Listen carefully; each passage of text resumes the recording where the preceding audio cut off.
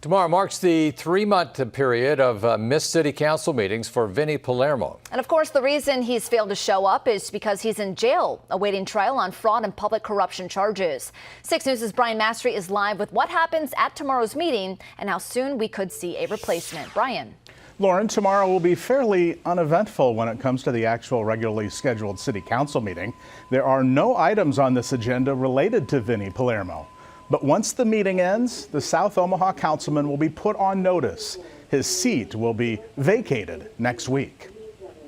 Vinny Palermo has only been out of the Saunders County Jail twice since April, and that was for 2 federal court hearings in Lincoln. Come tomorrow, his city council seat will have been empty for 3 months. City charter says when that happens, he's no longer considered a city councilman. When the seat's vacated and we identify that process, we encourage anyone who's interested to apply. They would only have to be residents of that area within the last 6 months. A week from Tuesday is when the other 6 council members begin the process of picking a replacement, someone who will serve out the 2 years remaining on Palermo's seat. I think we're just seeking the best person. City Council President Pete Festerson says it is critical to make sure what happens next is transparent and public. We know it's important that someone from the area represent the area again.